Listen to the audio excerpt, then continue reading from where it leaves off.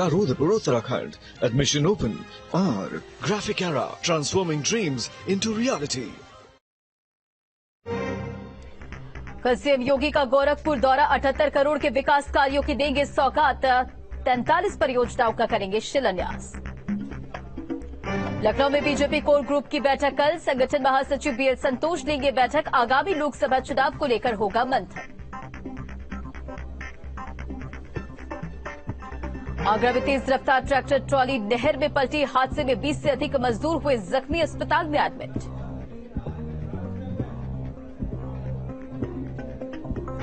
श्री राम जन्मभूमि निर्माण समिति की 2 दिवसीय बैठक कल, रामलला के प्राण प्रतिष्ठा कार्यक्रम पर होगी चर्चा, भवन निर्माण समिति के चेयरमैन निपेंद्र मिश्रा की अध्यक्षता में होगी मीटिंग। कल उत्तराखंड के मुख्यमंत्री का दिल्ली दौरा, सीएम धामी दोपहर 2:30 बजे पहुंचेंगे उत्तराखंड सदन, केंद्रीय मंत्रियों से हो सकती है मुलाकात।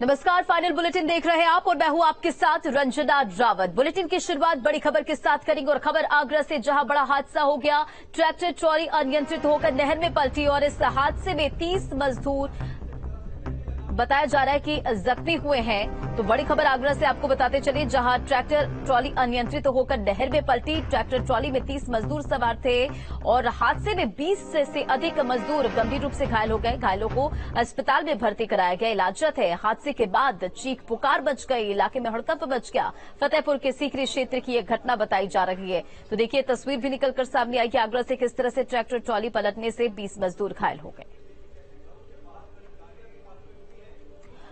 और खबर कानपुर से, जहां इंजेक्शन लगाते ही मरीज की तबीयत बिगड़ गई है। आधा दर्जन महिलाओं की हालत बिगड़ने की खबर है, जिससे इलाके में हड़कंप मच गया है। सीएमएस ने इंजेक्शन के सैंपल को जांच के लिए भेजा है। तो बड़ी खबर कानपुर से आपको बताते चले, जहां इंजेक्शन लगाते ही कई मरीजों की तबीयत बिगड़ गई।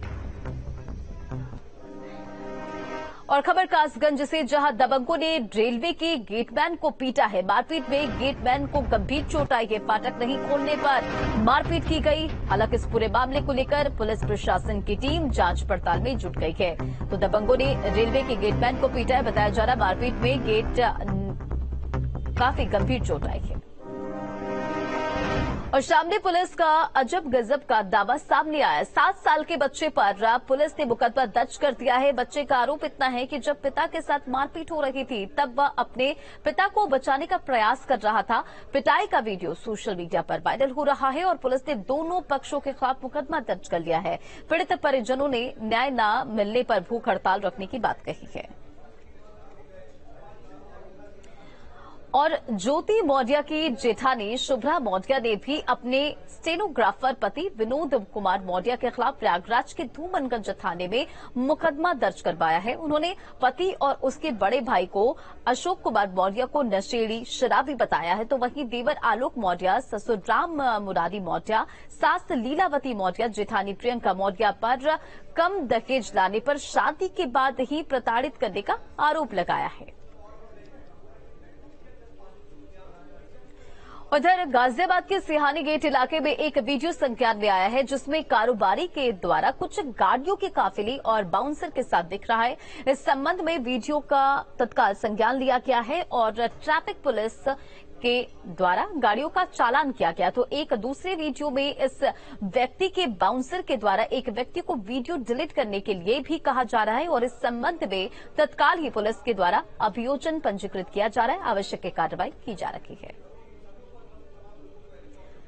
तो काफिले के साथ कारोबारी जिसकी दबंगई देखने को मिली है। गाजियाबाद के सिहानी गेट का ये पूरा मामला बताया जा रहा है। ट्रैफिक पुलिस ने गाड़ियों का हालांकि चालान किया है, तो वीडियो पर आगे की कार्रवाई की जा रही है। और गाजियाबाद का महमूदपुर गांव हिंडन नदी की बाढ़ से प्रभावित है। बाढ़ के चलते 150 से 200 बीघे फसल नष्ट हो चुकी है। हिंडन नदी के बाढ़ के चलते कई गांव प्रभावित है और लोगों को आवागमन में काफी परेशानियों का सामना भी करना पड़ रहा है। प्रशासन के द्वारा किए गए इंतजाम नाकाफी साबित हो रहे हैं। तो देखिए किस तरह से हिंडन नदी ने विकराल रूप ले लिया। गाजियाबाद की तस्वीर आप देख रहे हैं। बाढ़ की वजह से कई गांव प्रभावित हो गए हैं। हर जगह पानी का कब्जा दिख रहा है। फसलें काफी ज्यादा नुकसान पहुंची है फसलों को, क्योंकि खेत में पानी भर गया है और प्रशासन से मदद की गुहार लोग लगा रहे हैं। हालांकि प्रशासन की तरफ से जो भी मदद की जा रही वो नाकाफी साबित हो रही है। थमने का नाम ले रही बढ़ी रही है। सरकार से दरख्वास्त है इसका कुछ करें, किसानों की मदद करें। चलिए खबरों में बढ़ेंगे आगे। उत्तर प्रदेश के सभी जिलों में पेड़ लगाओ पेड़ बचाओ थीम पर पौधा रोपण महाअभियान शुरू हो गया है। मुख्यमंत्री योगी आदित्यनाथ ने बिजनौर में नदी किनारे कल्प वृक्ष का पौधा लगाया। 5 तस्वीरें आप देखिए। वृक्षारोपण अभियान के तहत कैबिनेट मंत्री नंद गोपाल नंदी ने कानपुर, ऊर्जा मंत्री AK शर्मा ने आगरा, कृषि मंत्री सूर्य प्रताप शाही ने अमेठी में पौधारोपण किया, तो वहीं राज्य मंत्री जसवंत सैनी ने शामली में पौधारोपण किया है। और इस अभियान के तहत योगी सरकार आज 30 करोड़ पौधे लगाकर इतिहास रचने जा रही है।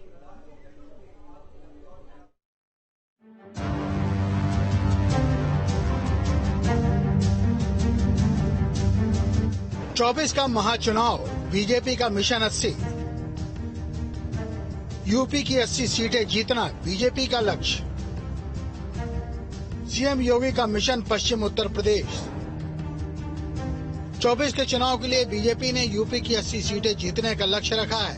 इसके तहत सीएम योगी भी एक्शन में हैं। उन्होंने बिजनौर और मुजफ्फरनगर का दौरा किया। मुख्यमंत्री योगी आदित्यनाथ ने शनिवार को प्रदेश में एक दिन में 30 करोड़ पौधे लगाने के वृहद पौधरोपण अभियान का शुभारंभ मां गंगा के पास स्थित महात्मा विदुर की कुटी से किया। यहां उन्होंने 50,000 पौधों की विदुर वाटिका की स्थापना की। विदुर कुटी में स्थापित मंदिर में पूजा की। कार्यक्रम स्थल पर विशाल जनसभा को संबोधित किया। लाभार्थियों को घर की चाबियां और प्रमाण पत्र भी दिए। जनसभा को संबोधित करते हुए मुख्यमंत्री योगी ने कहा कि प्रदेश में हम समृद्धि के साथ सुरक्षा भी सुनिश्चित कर रहे हैं। सुरक्षा हमारी टॉप प्रायोरिटी है। अब सुरक्षा में कोई सेंध लगाने की हिम्मत नहीं कर सकता। वो जानता है कि उसका अंजाम क्या होगा। मुख्यमंत्री ने जनसभा में कहा कि बिजनौर प्रदेश के लिए सबसे महत्वपूर्ण इसलिए भी है कि मां गंगा गंगोत्री से शुरू होकर 2500 किलोमीटर की यात्रा करती हैं। उत्तर प्रदेश में वह सबसे पहले बिजनौर में ही प्रवेश करती हैं और जिसमें सर्वाधिक 1000 किलोमीटर उत्तर प्रदेश में है। सीएम योगी ने कहा कि बिजनौर आने का सबसे बड़ा उद्देश्य 5000 साल पुराने इतिहास को फिर से जिंदा करते हुए विदुर कुटी के पास से फिर से मां गंगा की धारा को गुजारना है। इस स्थान को धर्मस्थल, पर्यटन और प्राकृतिक रूप से विकसित करना है। मां गंगा एक देव नदी है। हम भारत के इतिहास की धरती पर हैं। गंगा पुत्र भीष्म अपना बचपन इसी धरती पर बिताए थे और भारत के इतिहास में महात्मा विदुर की विद्वता, उनकी उदारता को कौन नहीं जानता है। मुख्यमंत्री ने कहा कि प्रधानमंत्री के सहयोग से बिजनौर में निर्माणाधीन मेडिकल कॉलेज को महात्मा विदुर को समर्पित किया गया है, जिससे नई प्रेरणा मिलती है। अगले सत्र से यहां विद्यार्थियों को प्रवेश कराकर हर हाल में शिक्षण कार्य और पूरे क्षेत्र को उच्च स्तर की चिकित्सा सुविधा उपलब्ध कराई जाएगी। और इसीलिए हमारी सरकार ने विरासत के सम्मान को आगे बढ़ाने के लिए निर्णय लिया है कि सुतीर्थ विकास परिषद का गठन भी हम लोग करेंगे। फाइनल स्टेज पे बहुत जल्दी हम इस कार्यक्रम को आगे बढ़ाने वाले हैं। मैं यहाँ के अन्नदाता किसानों का अभिनंदन करूंगा। भाइयों बहनों, मैं अभिनंदन करूंगा। एक तरफ सुतीर्थ विकास परिषद बनेगा, यहाँ के विकास को आधार बनाएगा, कनेक्टिविटी को बेहतर बनाएगा, नौजवानों को रोजगार की संभावनाओं को विकसित करेगा, हमारे पूज्य संतों की आस्था को सम्मान देगा। तो दूसरी ओर विकास के नए नए द्वार भी खोलेगा। नए नए द्वार उसके माध्यम से खुलते हुए दिखाई देंगे। इसके अलावा मुजफ्फरनगर में मुख्यमंत्री योगी आदित्यनाथ ने शुक्र तीर्थ में जनसभा के दौरान गंगा की मुख्यधारा लाने की घोषणा के साथ ही शुक्र तीर्थ विकास परिषद का भी गठन किए जाने की घोषणा की। उन्होंने कहा कि 2017 से पहले प्रदेश में आस्था और विरासत का सम्मान नहीं होता था। यात्रा निकालने पर लोग डरते थे, आज कांवड़ पर पुष्प वर्षा की जाती है। मुख्यमंत्री ने कहा कि पहले पश्चिम उत्तर प्रदेश का किसान परेशान रहता था, खेतों पर लगाए इंजन चोरी हो जाते थे, बिजली नहीं मिलती थी, इस कारण डर का माहौल रहता था, व्यापारियों से वसूली होती थी, लोग पलायन के लिए मजबूर हो जाते थे। सीएम योगी आदित्यनाथ ने कहा कि गुंडे माफिया और बहन बेटियों की सुरक्षा से खिलवाड़ करने वालों के लिए यह सरकार महाकाल है।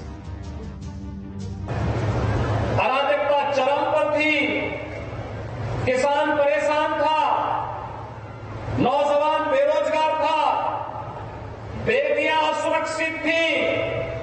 और अब मैं कह सकता हूं, अब पश्चिम उत्तर प्रदेश का नागरिक कह सकता है कि बेटी की सुरक्षा के साथ खिलवाड़ करने वाला अब धरती पर नहीं रसातल में जाएगा, उसके लिए इस धरती पर तो जगह नहीं मिलेगी।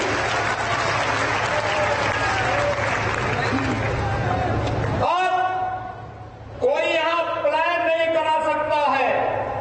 यहां के किसानों को, यहां के व्यापारियों की सुरक्षा की गारंटी डबल इंजन की सरकार दे रही है। पलायन कराने वाले स्वयं पलायन कर गए, अब व्यापारी को, यहां के नागरिकों को कोई पलायन नहीं करा सकता। और यही तो डबल इंजन की सरकार है जो विकास भी कर रही है, विरासत का सम्मान भी कर रही है और गरीब कल्याणकारी योजनाओं के माध्यम से तेजी के साथ बिना भेदभाव के शासन की योजनाओं का लाभ हर तबके को उपलब्ध कराने का कार्य भी कर रही है। बीजेपी 80 सीटें जीतने के लिए पूर्वांचल के बाद अब पश्चिम में भी एक्शन में दिख रही है। इसी के मद्देनजर सीएम योगी ने यहां 2 बड़ी जनसभाओं को संबोधित किया, साथ ही सरकार की उपलब्धियों का बखान भी किया। बीजेपी दूसरे दलों के बड़े नेताओं को तोड़ने में गुरेज भी नहीं कर रही। बीजेपी ने पूर्वांचल में समाजवादी पार्टी पर सियासी स्ट्राइक कर दारा सिंह चौहान को पार्टी में शामिल कर लिया था। इतना ही नहीं, ओबीसी वोट बैंक को अपने पाले में लाने के लिए ओपी राजभर की पार्टी एसबीएसपी को एनडीए में शामिल कराया। पूर्वांचल के साथ ही बीजेपी की नजर पश्चिम पर है। ओपी राजभर और दारा सिंह चौहान के बाद अब पूर्वांचल और पश्चिमी यूपी के 4 बड़े नेता बीजेपी ज्वाइन करने जा रहे हैं। सूत्रों के हवाले से खबर है कि बीजेपी में शामिल होने वाले नेता समाजवादी पार्टी और उसके गठबंधन साथी आरएलडी के हैं। सूत्रों के हवाले से जिन नेताओं के नाम सामने आ रहे हैं उनमें साहब सिंह सैनी, सुषमा पटेल, राजपाल सैनी और जगदीश सोनकर का नाम है।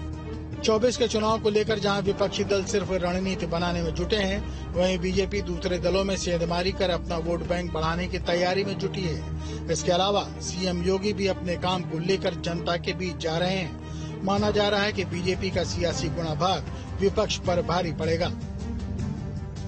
Team news state.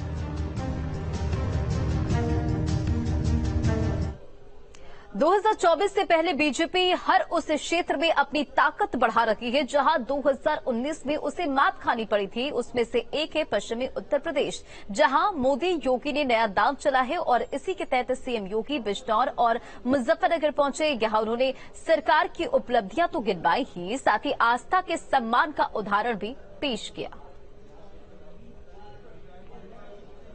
मुख्यमंत्री योगी आदित्यनाथ कल यानी रविवार को 2 दिवसीय दौरे पर गोरखपुर जाएंगे और सीएम 23 जुलाई को 78 करोड़ रुपए के नए विकास कार्यों की सौगात देने जा रहे हैं।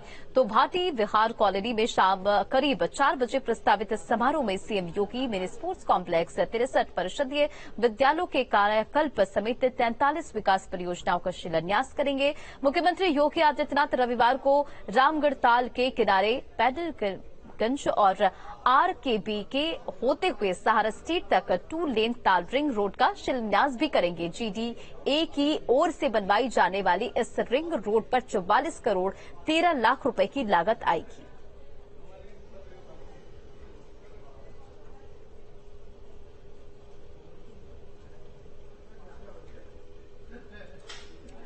प्रधानमंत्री नरेंद्र मोदी ने 70,000 से ज्यादा युवाओं को सरकारी नौकरी के नियुक्ति पत्र बांटे। उन्होंने कहा कि आज जिन लोगों को नियुक्ति पत्र मिल रहे हैं उनके लिए यादगार दिन है और देश के लिए भी बहुत ऐतिहासिक दिन है। इसको 24 के चुनाव से भी जोड़कर देखा जा रहा है क्योंकि विपक्ष लगातार सरकार को रोजगार के मुद्दे पर घेरता नजर आ रहा है। रिपोर्ट देखिए।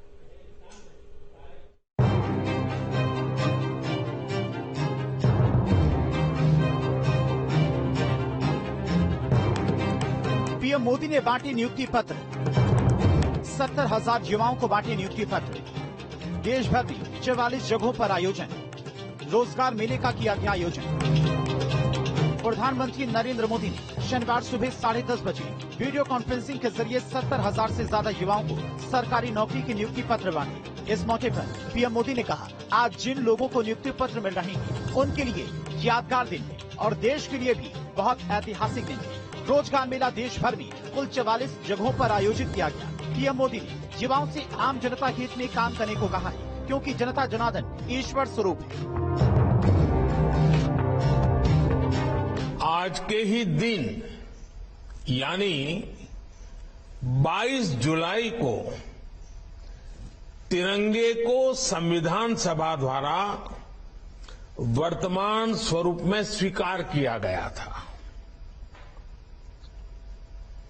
इस महत्वपूर्ण दिन आप सभी को सरकारी सेवा के लिए ज्वाइनिंग लेटर मिलना ये अपने आप में बहुत बड़ी प्रेरणा है। पीएम मोदी ने वीडियो कॉन्फ्रेंसिंग से रिमोट का बटन दबाकर रोजगार मेले के तहत सरकारी विभागों और संगठनों में नवनियुक्त 70,000 से ज्यादा भर्तियों के नियुक्ति पत्रों के वितरण का शुभारंभ किया। नियुक्ति पत्रों के इस राष्ट्रव्यापी वितरण का शुभारंभ करें।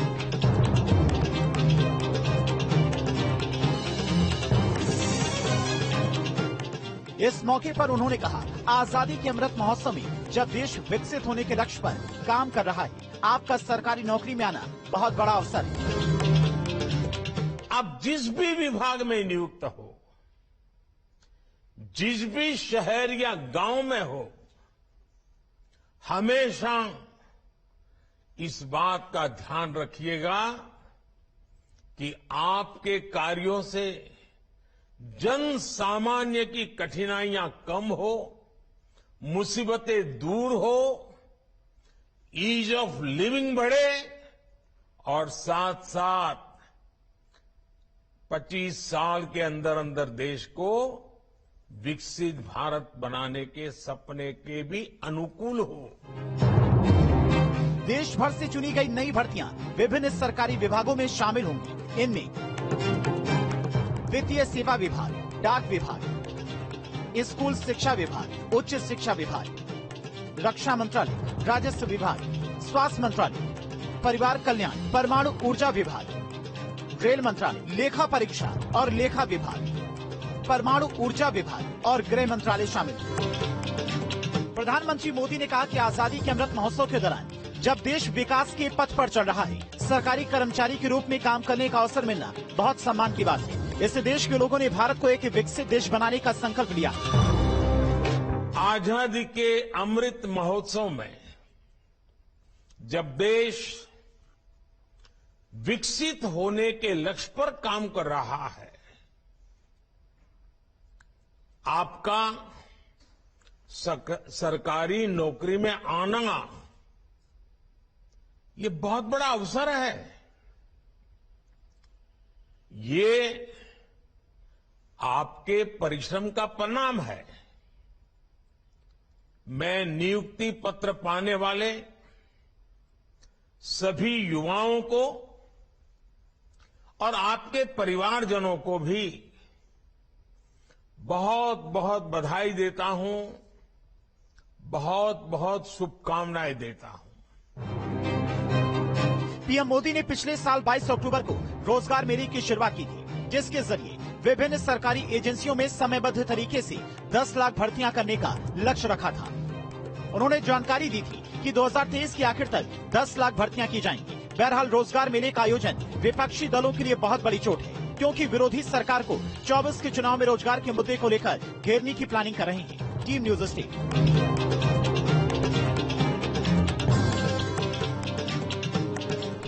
और खबर लखनऊ से, सीएम आवास पर बुलाई गई बैठक, देर रात बुलाई गई बीजेपी कोर ग्रुप की बैठक में सीएम और दोनों डिप्टी सीएम मौजूद रहे। बड़ी खबर लखनऊ से आपको बता रहे हैं, सीएम आवास पर एक महत्वपूर्ण बैठक बुलाई गई। देर रात बीजेपी कोर ग्रुप की बैठक हुई है और बैठक में सीएम और दोनों डिप्टी सीएम मौजूद रहे। बीएल संतोष, भूपेंद्र चौधरी और धर्मपाल सिंह भी मौजूद रहे। करीब 1.5 घंटे चली बैठक। लोकसभा चुनाव की तैयारियों को लेकर चर्चा हुई। आगामी होने वाली रैलियों की तारीख भी तय होगी। मंत्रिमंडल विस्तार पर भी मंथन हुआ है इस बैठक में। तो बड़ी खबर आपको बता रहे, करीब 1.5 घंटे ये बैठक चली है। मंत्रिमंडल विस्तार पर भी मंथन हुआ है। तो आगामी लोकसभा चुनाव की तैयारियों को लेकर भी इस बैठक में महत्वपूर्ण चर्चा की गई है। तो बताते चलिए आपको, मुख्यमंत्री योगी आदित्यनाथ और दोनों डिप्टी सीएम इस बैठक में मौजूद रहे। बीएल संतोष, भूपेंद्र चौधरी और धर्मपाल सिंह भी इस बैठक में मौजूद रहे। इधर ग्रेटर नोएडा में 22 सितंबर से पहली इंडियन मोटो जीपी का आयोजन किया जाएगा। ये बाइक रेसिंग देश में पहली बार होगी और इसकी तैयारियों और सुरक्षा इंतजामों का जायजा लेने के लिए गौतम बुद्ध नगर की पुलिस कमिश्नर लक्ष्मी सिंह आयोजन स्थल पर पहुंची। दरअसल 22 सितंबर से लेकर 24 सितंबर तक इस रेस का आयोजन होगा और रेस देखने के लिए 10,000 से अधिक विदेशी दर्शक, उद्योगपति और अंतर्राष्ट्रीय मीडिया के यहां पहुंचेंगे और वहीं दर्शकों की भीड़ लगभग 1 लाख के आसपास रहने की उम्मीद है। ऐसे में प्रशासन सुरक्षा व्यवस्था को पुख्ता करने में जुटा हुआ है।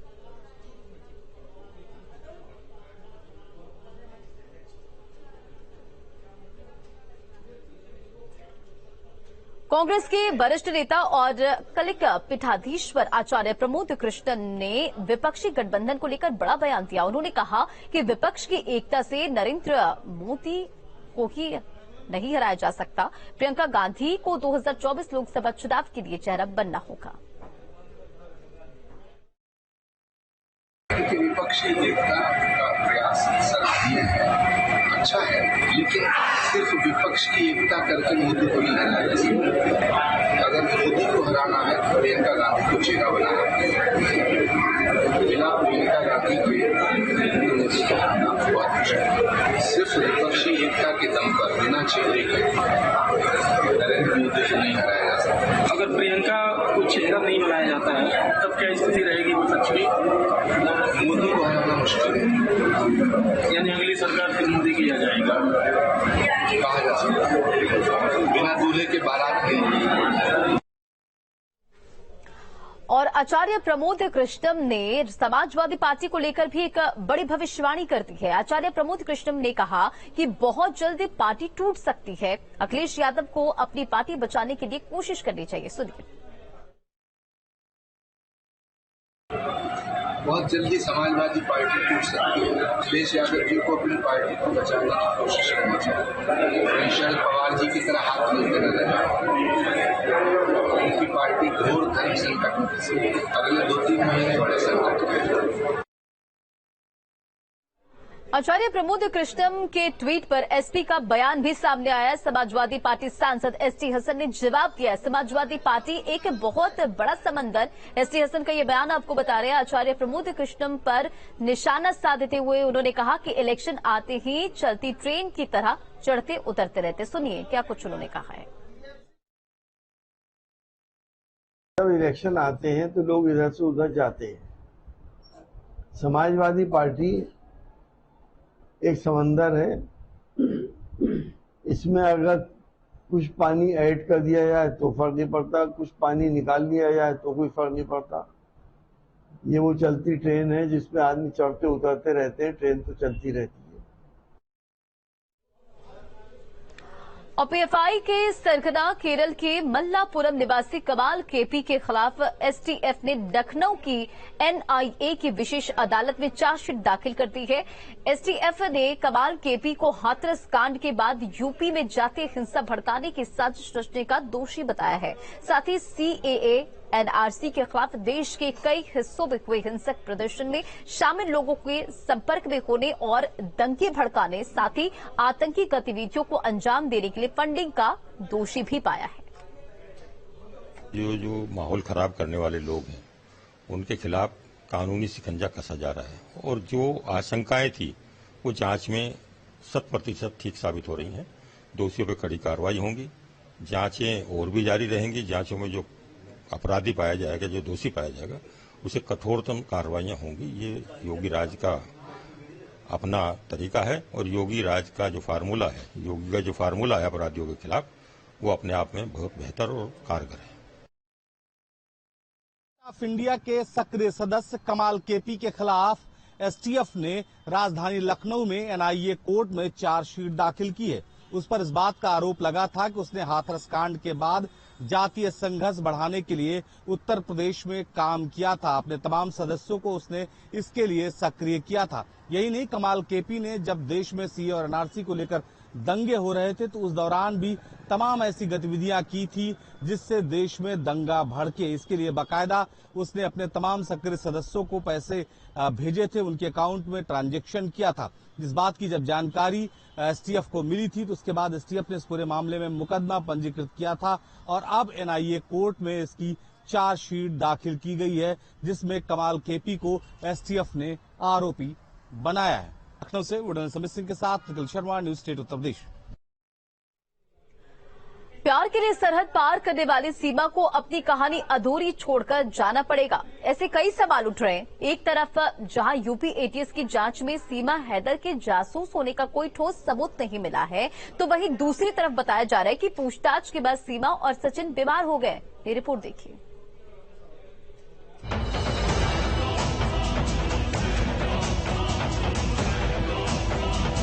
सीमा को सताने लगा डर,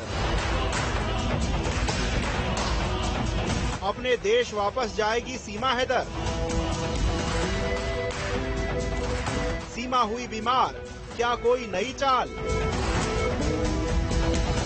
पाकिस्तानी भाभी क्यों हुई बीमार?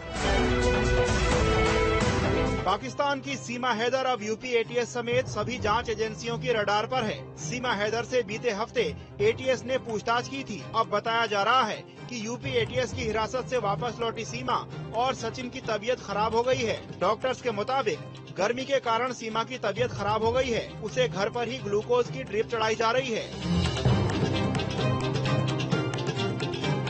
आज सुबह से सीमा हैदर अपने घर के अंदर मौजूद है। कहा जा रहा है कि डॉक्टर उसका इलाज कर रहे हैं, उसको ग्लूकोज चढ़ाया जा रहा है। कई लोग इस बारे में ये भी अंदेशा जता रहे हैं कि सीमा हैदर जांच से और पूछताछ से बचने के लिए कहीं नाटक तो नहीं कर रही है, क्या ये उसकी कोई साजिश तो नहीं है। तमाम सवाल पर अभी पर्दा डाला हुआ है। माना जा रहा है सीमा हैदर के मोबाइल अभी फोरेंसिक लैब में जांच के लिए भेजे गए हैं।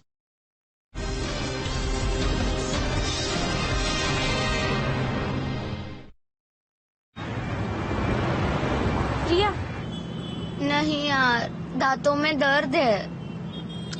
तू ब्रश नहीं करती? रोज करती हूँ। क्या झूठ पे से? मतलब देख, एक सच होता है और उसका ऑपोजिट। सच का ऑपोजिट झूठ। तो जिससे तू ब्रश करती है वो है झूठ पेस्ट। और तू किससे करती है? वो देख, मैं ब्रश करती हूँ